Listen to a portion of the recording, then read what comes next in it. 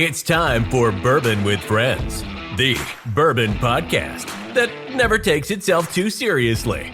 Pull up a chair, grab a glass, and remember, a bourbon with friends can change the world. Here we go.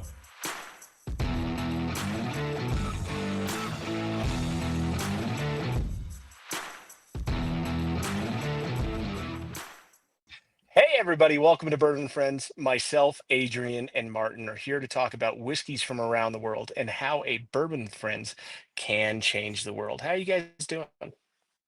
We're doing wonderful. How are you, my friend? You are not in you're not in your usual spot. No, Kinda I throwing am me off. not. I'm at 9,700 feet in elevation hunting for elk right now. Wow. Yeah, Just dedicated as hell to the Bourbon with Friends podcast. I love it, man. 100%. Adrian, Sounds awesome. Adrian had a fun weekend. Did. What'd you do?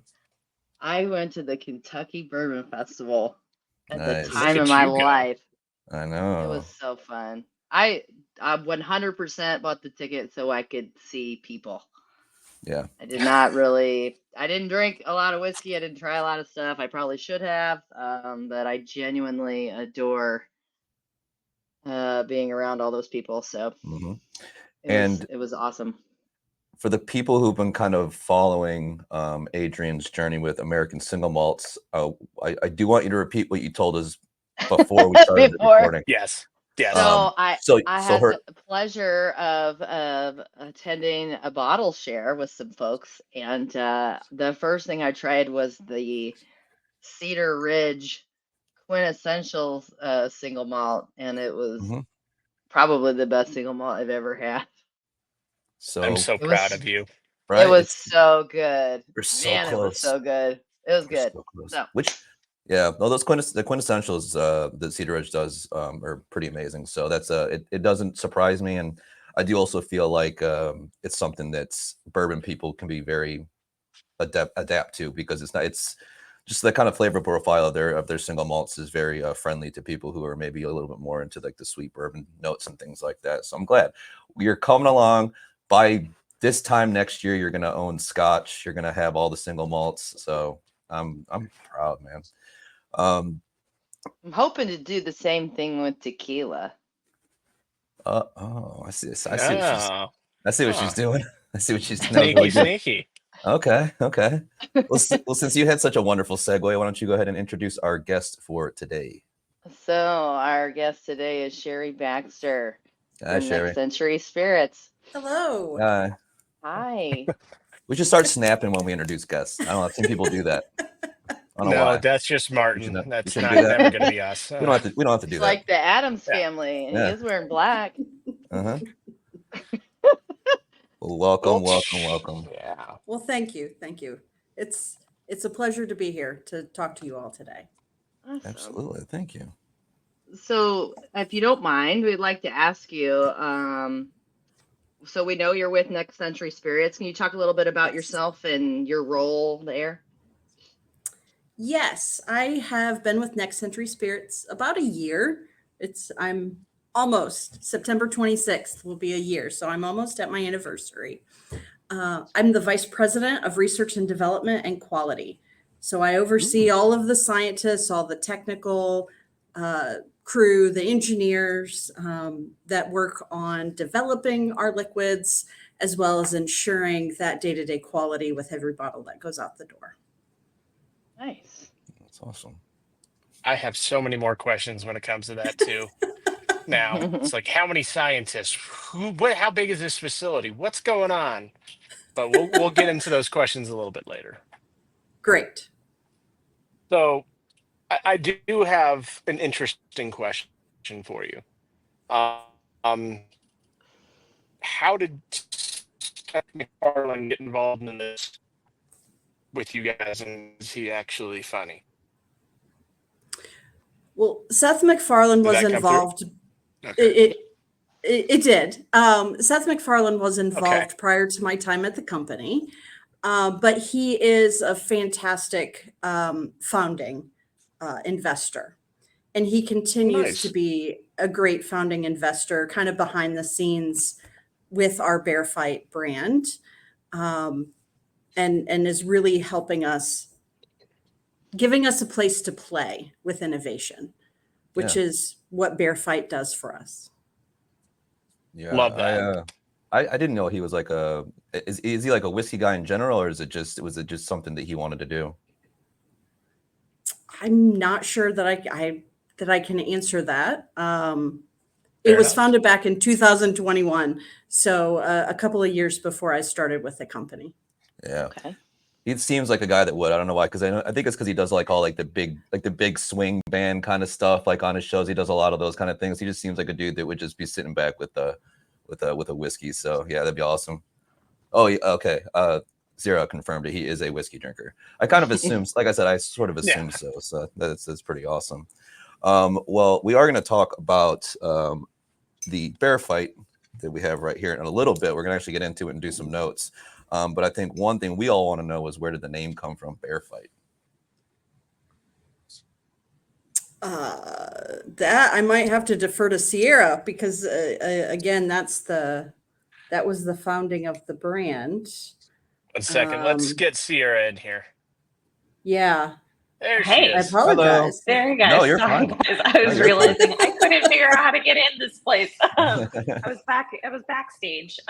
So yeah, the name Bear Fight kind of came out of the mantra of like, what is your bear fight? We all have these moments in our lives of what seems to be like a really big deal. It could be big or small. It could be, something as simple as trying to get your kids to bed and they don't want to go to bed, That could be your bear fight for the day. It could be your boss who is just giving you a task that is impossible, but somehow you have to figure it out, So, it's just kind of out of that spirit of having those moments of almost frustration, but you're going to get to the mountaintop. The promised land is there.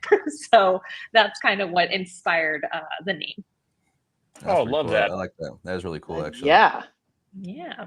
And I think we figured you guys were just going to fighting a bear. Yeah. I wish. A way better It would- answer. It would be simpler, wouldn't it? Yeah. Would be.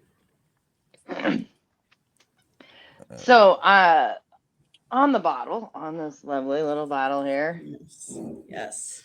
it says it's finished in reposado tequila barrels. Can you I like talk how a you little said bit more that. about that, and if possible, the distillate of maker of the tequila, or I don't know if you can disclose that, but we'd love to know if you're able. Well, I can talk to you a little bit about how we landed with the tequila finished barrels. Okay, yeah.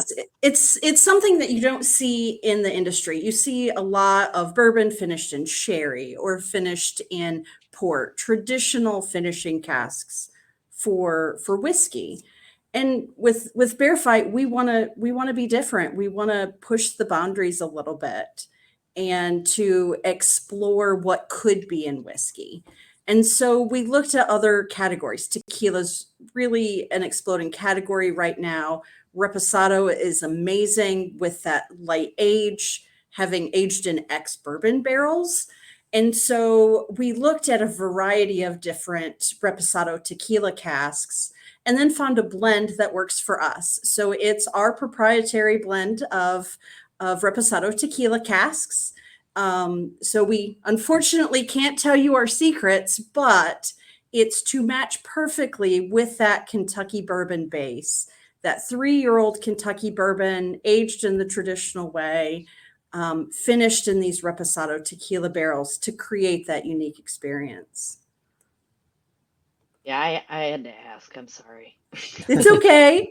I'm We- trying to get into tequila more. That's why, at the beginning where we were talking about that, getting into single malts and trying to understand Yes. tequila a little more. So it was just purely out of curiosity. Just to give note, the mash bill is 70 corn, 21 rye, and 9 barley. It's got about a 90 proof on it. Yep. So I don't know if you guys would like to start sampling it, or if you want to continue Oh. asking questions. I already started. Is that okay? Okay. Same. I just don't have a glass. You're drinking Up whiskey here. out of a mug? Of course I am. Oh, I love it. This is why great. we're friends, man. I knew I liked you for a reason. I can't take whiskey anywhere. I have to have a mug with me. I Yeah. need my coffee in the morning and whiskey in the night. Or reverse that. Have whiskey in the morning, coffee at night. Oh, no, I want to go to bed. All right. So we doing notes, or are we just gonna drink? Yeah, we can. I was just gonna comment on what they are. I mean, if you want to give your expert opinion, and I can tell you if you're right or not. All right. Do you All have right, them in Martin. front of you? I have some notes in front of me. Nose, both of y'all. If you want to do it. Yeah. Sure. Let's. Okay, I'm great with a mug note tasting right Yeah. now. Let me tell you. It smells like ceramic. Okay, Martin, it's all you, buddy. Super. Both whiskey and tequila mix so well with coffee. You have the perfect cup. Yeah. Well, I can say it's been Probably washed in would. coffee I a few mean, times. This really would probably be nice, because it's got a very I don't know, it has a very kind of smoky feel to it. Mm-hmm. It does. That's coming from a bit of the bourbon. You get a little bit of smoky from bourbon, but a lot of that is coming from the tequila. What do you think, Martin? I'm actually having difficulties. I add a drop of water into this. Yeah, maybe I might have to do that. Actually, I don't have any. That's great. Let me see. You know what? And before I do these notes, I do weird notes. But I just kind of go with whatever first comes to my brain. Great. But he's really good usually at guessing what the description that the company that has whatever. I might have trouble with this one. I get I get like a crazy pear note for sure. Okay. I can see that. Even like the smoky the smokiness is obviously less like, Isla peated smoke to me. Obviously it's coming from that tequila, but it almost has like a tea, like some kind of tea. Maybe some apple, actually definitely green apple for sure. And even strawberry. I know it's really weird. I get the smokiness more on the palate in the finished portion than I do on the nose. That's why I said smokiness, but I know you were doing nose notes. So the nose is toasted oak, vanilla, a touch of cloves, hint of black pepper, and cooked agave. Now agave probably gives some of those fruity notes, maybe. Yeah. Yep. That's that green. That's the pear and apple. That's coming from the agave character. Yeah. See, and I'm not a big tequila drinker, so that's probably why I was having a little bit harder of a time with notes on this. I've tried some cool tequila, but it's just usually tequila and I don't get along well. I stick to the darker liquors. Those seem to be friendly with me. Wait, who's asking this next question? I know it's super professional. Yeah, right. I think it's you. I was just checking. I was like, is it my turn to? Okay. So we've kind of obviously done some notes, talked about the whiskey, but what are they like as far as the artwork? What was the kind of inspiration for that? Because it's a really cool bottle. It's eye catching. Like if you see it on the shelf. With the claws, yeah, the claw marks. I love that. Yeah, I like that. To symbolize your bear fight, to really differentiate it. And then we went with a bold blue. So our American single malt is black, and we wanted to absolutely differentiate this Kentucky Reserve, and went with the bold blue color. I can piggyback off of that and give a little bit of historical context since I've been around a little bit longer with bear fight than Shari. But essentially, if you look at most whiskey shelves, a lot of the bottles tend to look alike. And they really wanted to keep with the black and white because one, it's standard, but it's still bold. So it gives you that kind of, traditionality to a certain extent. But the bear fight or the bear on it with the mouth open and the claw marks was a very strategic decision. We wanted to make sure that people saw it and were confused by it, quite frankly, because it kind of gives you that instinctual feeling of like, let me pick this bottle up. Like, why are there claw marks on it? And to Yeah. Sherry's point, it kind of ladders back to what is your bear fight? Because there are moments in our life where you just need a whiskey to take the edge off at the end of the day. And, you know, hopefully this will be your whiskey to go to for those moments. Well, I was gonna say, I think based with the price, I think the price is a very great more budget style price. And then also, I very much feel like this is like a daily drinker kind of feel for me. I mean, yes. You hit the nail on the head, Adrienne. Like, it is Yeah. very much so for the everyday kind of whiskey drinker. And quite frankly, it's to help bring the stodginess of the whiskey category down a little bit, because we believe whiskey shouldn't be so serious. It should really be there to consume with your friends, have a good time, maybe take the edge off. And, you know, if you want to index into the fancier stuff, go right ahead. But Bear Fight's really for more of that casual everyday moment. I wish more companies Move did some that, because I stuff feel out like of it's the camera view. oh, you're Damn it. so funny. Okay. I'm gonna keep Blue Run there because I know him. move your tater bottles. That's hilarious. I also find Bear Fight to be a lot of fun. And it's a product that we can have fun with, just like exploring, going outside of that norm for finished bourbons. We wanted to do something different. And we had that tequila finish to create that new experience that's still affordable and everyday. Yeah. I think this is only my third tequila finished bourbon that I've ever had. I think. I know I had Balcones. Surprising. Yeah. It's surprising there aren't more out there, because both of these categories are doing extremely well. Yeah. I mean, if you're looking at, you know, the category growth for the whole liquor industry overall, you know, beer's down, which is kind of crazy because it's always been king in the alcohol world, and liquor is really kind of surpassing everything. And you see the two really coming up almost at the same time. Whiskey's kind of had a stronger trajectory, a little bit of a longer trajectory, but, you know, tequila's starting to come up there. And so now that they're kind of playing in the same space, it makes for a very interesting innovation. It is. I've seen over like the last 5 years, well, both whiskey, like you go to a restaurant back in the day, they wouldn't have a whiskey menu. You know, they wouldn't have like the separate menu with like the whiskeys that they have there. And similarly for tequila, unless it was like a specialty place. But in the last 5 years, I feel like more and more restaurants and bars and lounges that I go to, actually, they're focusing on that kind of thing a lot more than, I mean, craft beer is always, like you said, it's a huge thing. There's going to be 14 different IPAs on every menu, which I mean, I drink beer, drink too much beer this week. I feel full right now, but I do feel like that at least you're right that you're seeing more of that kind of come up and become kind of like a force, especially even like just the sippable aspect of it. Where people are just sipping, you know, not vodka. Nobody sips vodka. At least I don't think so. But yeah, there might be. You can be surprised. They can be surprised. Yeah. Yeah, no, I think that's really cool to kind of put that focus on it, and that it's kind of coming up like that.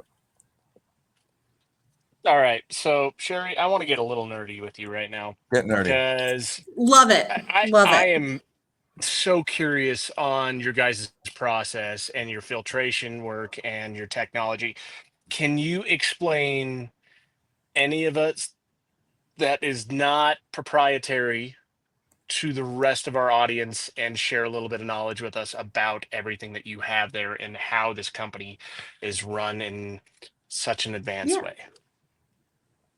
So we do have a patented technology. We're the only one in the world that has this to allow us to finish products. So this is an instance where we're running our product through our technology to get the tequila cask finish. And what our technology does is it goes back to the barrel. If you think about natural barrel aging, you put your product in the barrel, it goes in and out of the wood, it extracts color, flavors, the char layer, depending on the type of barrel you use, can filter out some of those in the case of bourbon white dog, it filters out some of those corny notes and really smooths out your profile. So what we've done with our technology is we've just created a system that allows us to control that barrel age. And so we work under the same premise of extraction from the barrel. We just can control the levers versus putting it in a barrel, letting Mother Nature take its course. We can control the conditions, and we can control those conditions to get the extraction that we're looking for, which then creates amazing, consistent product every time. Well, now I want to come and visit this facility so much to see it for myself because I just want to know more. It sounds amazing. It is an amazing tool to be able to create flavors. I mean, liquor is fun. It's supposed to be fun. We're supposed to celebrate and drink with friends and family. And this gives us a tool to create fun new experiences for people. I mean, what you guys are doing is absolutely phenomenal. I can't wait to see what you guys are going to do in the future. And I'm just going to stop there because we may have some more questions later on about that, but Yeah. I'm not going to ask it right now. So let's. Okay. Adrian, can you take over before I keep talking? Yeah. Thank you. So It's that I mountain want air. to. Yeah, it is. So we always ask kind of an off the cuff question. At this Great. time, it's my turn to ask. It's not doesn't have anything to do with whiskey. So Okay. if you both want to answer, Shari, you absolutely have to answer. Ciarra, I will give you a pass if you don't want to. Okay. So the question is, We need to if give a them background on why bear-sized- we do this. Oh, well, so we always ask the squirrel question. And this all started way back when we three took over hosting this show. And I have a lot of trees in my property and a lot of squirrels that drive me insane. And so now we ask a squirrel question every show. And we've gotten some really it sounds crazy to ask a squirrel question, but it's generated some quite humorous results. So with that, where is it? If a bear-sized squirrel fought a bear, who would win? Ooh, a So you bear-sized got squirrel. a squirrel as big as a bear fighting a bear. It has they both have tails. Whoa. One's just a lot longer. Yeah, one's a nub. One's Yeah. It's a pretty it could be a pretty powerful tail, but Yeah. then I was thinking claws versus teeth because I don't think of squirrels as biters. They probably are. oh, they are. But they eat plants, so it's a very different teeth situation. Well, here's a question for you, Adrian. How okay, does the squirrel-sized or bear-sized squirrel, does the bear-sized squirrel have the ability to climb trees the way Yes. that it does? Okay. It Yes. just does buildings now I would instead say of trees. yes. Mhm. Yeah. I'm gonna go with the squirrel. Those things are fast. Yeah. The That's what bear, I Just think, has got some weight on it. Yeah. Just remember, a bear can run 35 miles an hour on land.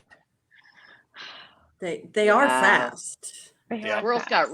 Squirrels kind of have short arms and legs too. Maybe this should be our new Kind campaign. of like Adrian. The next thing's New gonna be campaign video. the next thing's gonna be squirrel fight, and then you're gonna have a whole line of bottlings like that. I That's really awesome. think I have to go bear, though. Okay. I do have to Well, go bear. I I mean, feel it is squirrels more are pretty aggressive. vicious, but they are Yeah. way more aggressive. Yeah, they're definitely more aggressive, and like I think, like Sarah said, they have the kind of the weight on them. They're like pretty muscly. I think squirrels, even if it was that big, it would be very muscly. So I didn't think we were going to get this deep into this question at all. It's so funny, isn't it? So funny. All right, so we'll get back to nerdy whiskey stuff, but thank you guys so much. We really do. It was just one of those Yeah. random things that we decided to do one time and just sort of run with it. We've actually had some like they're saying, and your guys' answers included have been it's always entertaining. So Yeah. we'll get back to the whiskey now. So we've kind of alluded and talked a little bit about it so far on the episode. Is your single malt? I am a huge single malt fan. I started off drinking Scotch. That's where I started, and I still do. It's the one I always go back to. And now, obviously, with American single malts, it's becoming something that a lot of people are familiar with, including our good friend Adrian here. She finally found one that she likes. So your guys, this has won multiple awards. I was actually reading about it, and I'm super interested in it. Where do you see like the American single malt scene in like 3 years?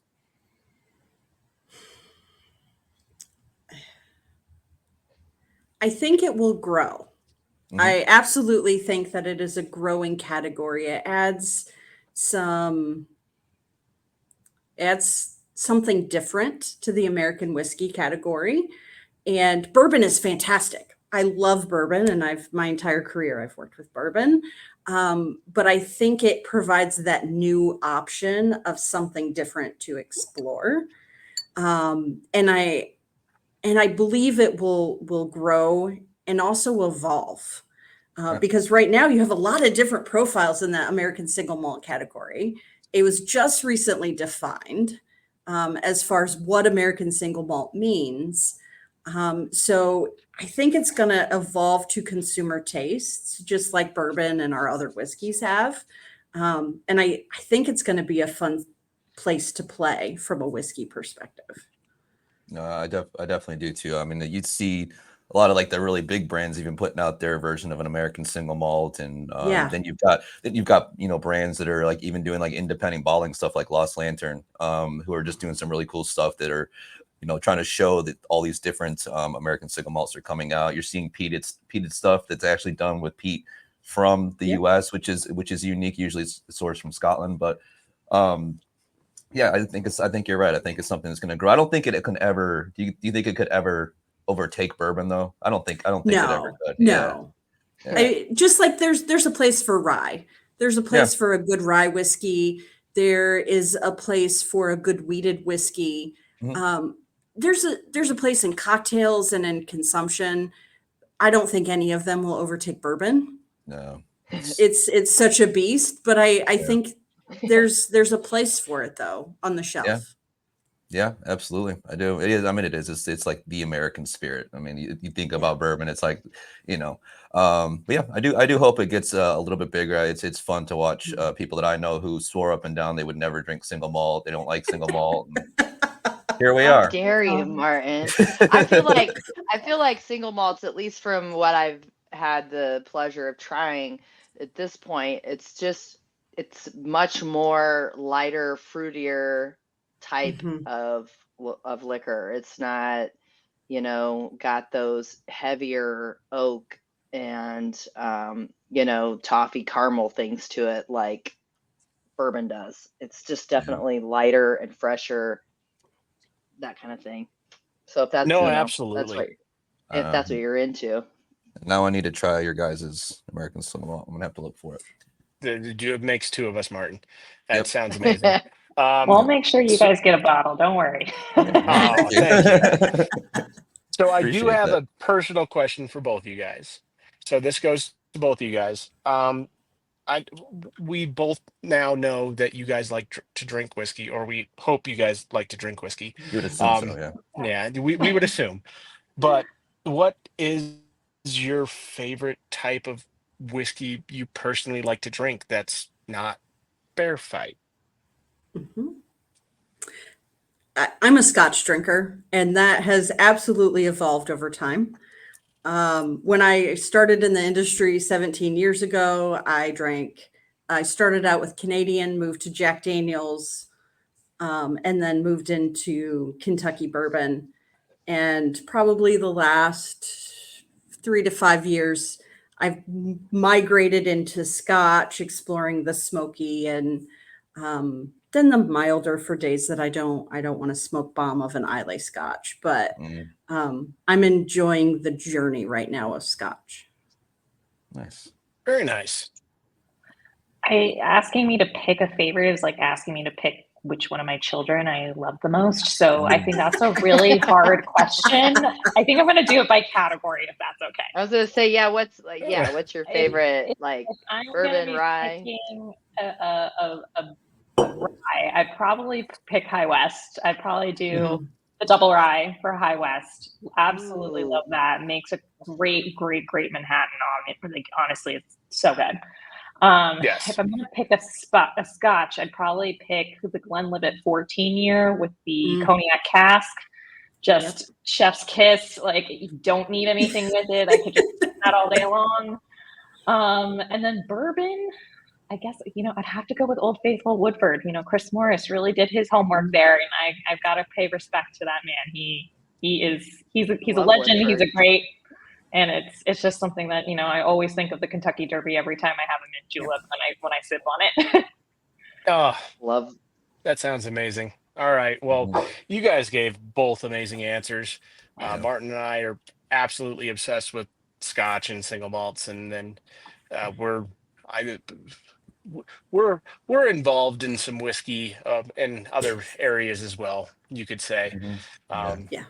But thank you guys for giving those answers, and that was just perfect. I don't think I've had the cognac cask from Glenlivet. Now that I'm thinking about it, I have. I'll send you some. Okay. If you're into Scotch, it's definitely good. And oddly, like, I've put it over vanilla ice cream, and it's. I know that sounds terrible, but it's that sounds so good. Not at all. Not at all. Like, it's a whole nother experience. I think Adrian's going to do that. You know what? Listen, I have vanilla ice cream. I'm just thinking, what can I pour on some vanilla ice cream tonight? I never even thought about that. That does sound I good. can't believe that. Anyway, I did it once. Oh yeah. I did it with. I did it with. The Edredor that I have. The Edredor 12. It's finished in. The fuck is it finished in? Sauternes. That's what it's finished in. So it's just I just felt like it was already a dessert wine. So I was like, I wonder if it'll work with dessert. So I tried it over. You guys kind of know what I have. Maybe you can help me pick something after we get finished. What I can pour on some vanilla ice cream. With that though, we usually always like to ask this question also, and we really love hearing about people's favorite memories associated with whiskey. So it can be anything. It can be from when you were a kid. I know we typically aren't drinking whiskey when we're kids, but you just never know if there's a memory that's fixed on someone that was special in your life. So take it away. Let us know what your favorite whiskey memory is. Oh, wow. Probably why I started drinking whiskey. Okay. My dad drank 7-7s. So Seagram 7 and 7-Up. Yep. And it was, of course, when I turned 21, that was my gateway whiskey.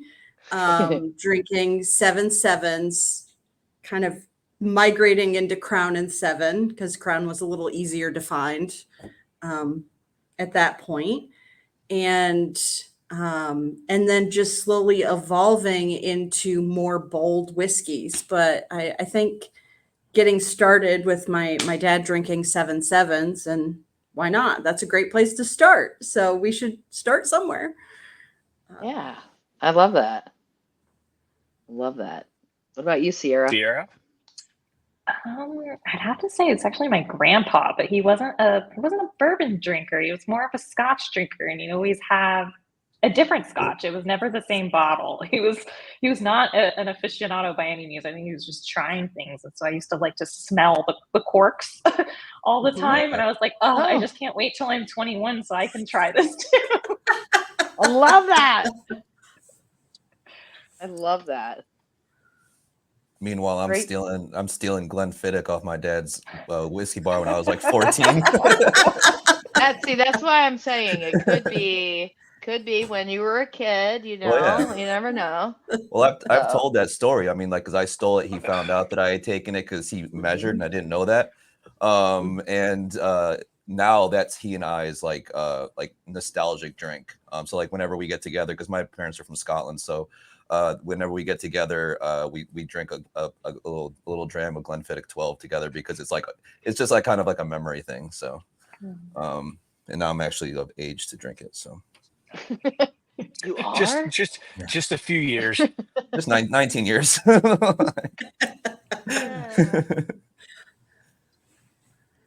All right, I think that's it for questions, isn't it?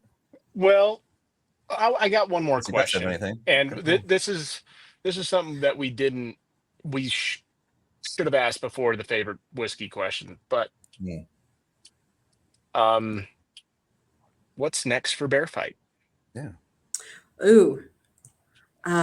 Well, what would you like to see next for Bear Fight? Oh. What is there Ooh. something you'd love to see in whiskey that you haven't seen yet? You're at Oh God, that's a Well, I'll that's a tell you, tough. my favorite thing is anything double oaks, or Oh, I yep. just heard about this weekend. There was a triple oak I caught wind of, and what else? Who's making that? Double barrel. There was something. Woodford had a double oak or something like that, and then Mhm. A Angel's double. Envy. Yep. Yeah, Angel's Envy has a triple oak. So that for me, that you would reel me in with that Yeah. personally. Well, something unique. Tell her about your casks. God, Your little no, casks. because I want to do that at my Cats? distillery. Oh, No, Oh, I thought you said Okay, cats. but that's fine. just- You know what? No, definitely not cats.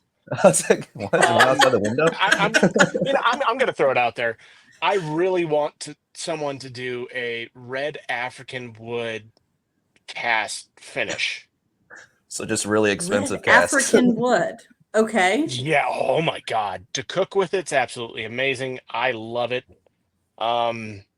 I did try some whiskey when I was in South Africa that was finished in it, that was made down there. I don't know if I went partially blind afterwards, but it was great. But it was, I love the flavor of that wood. The red African wood, the black wood. There's a maple, it's called a maple hookie wood Mhm. that if I could find ever, I would make that into something immediately. maple. Okay. What did you say? Hookie. Like Spooky. HOOKIE. I have no idea. That's what Oh, they said it was. So all right. person- Just very inquisitive over here. I don't know why I thought it was that. I thought it was that chick Yeah. from Jersey Shore, but that was Snooki. That's something totally different. yeah, Yeah. That's not it at all. completely Oh off. my No. goodness. So mine, I think you actually mentioned earlier talking about rye, and because that's a category. I think I'd like to see. I mean, this does exist, but I feel like I don't see it half as much as finished bourbons or even finished single malts, things like that. Would be more finished rye. Okay. Maybe like I don't know if I've ever had a finished rye. I would agree with you, Martin. I would Yeah, agree you with have. you. I can't think of too many finished ryes can't- right off yeah. of the top of my head. So that's I bought a double oak rye over the weekend. Yeah. I've seen But that. I wouldn't super consider that quote finished. So No, yeah, and I can't even really think of one that is done, and that's what I'm saying. I'd like to see. I don't know if they would all work. I don't know like how that would play together. Certain wines, you just never know. But I feel like certain profiles would really get would lend to like maybe a good like wine finish or something like that, or even like a champagne finish. So like some of the stuff that like Starlight does. Ooh. So I'd like to see more things like that, because actually they're probably one of the only people that I know that do a lot of those kind of really weird finishing and they're on their rise and their I think they do a weeded as well. But yeah, I think that's what I'd love to see. I think stuff like that's so cool, just getting kind of weird with it, like how you guys did this tequila, because even tequila finish isn't normal, isn't like we're saying. It's not mainstream. No. Yeah. No, And it there's should not be. many Oh, out good there. though. No, yeah, so good. It's I think it's so interesting. This one and the Balcones one that I had both are probably some of my favorite. Like unique finished whiskeys so far. So that's awesome. Well, now any more questions off the top of your head, Ryan? No? Okay. Oh, that was about it. Okay. Yep, That was I think I'm a good good too. question though. Good question though. Great question. It's almost like you're a podcaster. That's cool. Weird. All right. So, but I think that is, I think that's it, guys. Thank you guys so much. This has been awesome. Glad we had both of you on the show and hanging out and talking about everything. For all of our listeners, please check these guys out, Next Century Spirits. This one's specific again for anybody that's wondering. This is the Bear Fight bourbon. It is finished in. Can you say the name, Adrian? Because you say Reposado cooler than I do. Reposado. That's You gotta good. say it with the TH. Yeah. I think. I'm trying to learn Spanish, y'all. I like that. Reposado. Reposado. Right. I guess before we sign off here, I do have to. You guys know what time it is, right? You get to. I do. You get to. Do want to say a little thank you to our sponsors. Right now, Brian is on a mountain, I assume. And we also want to give a shout out to our sponsors, 10th Mountain Whiskey. You guys can find them on all social media platforms, as well as 10thwhiskey.com. Go on there. They got a bunch of cool merch. They have whiskey. They have hats. I have a hat. And then you can find them in 41 different states throughout online distribution, as well as 28 states across the country and regular retail distribution. Again, guys, that's 10thwhiskey.com. Go on there and check them out. Thanks again for being our sponsors. Awesome, guys. Well, thank you so much for everything that you guys have done, especially for this amazing bottle that I actually shared up here at Hunt Camp. And what I had in my glass, I had to save because that was it. I am out. Besides that little sip I had left.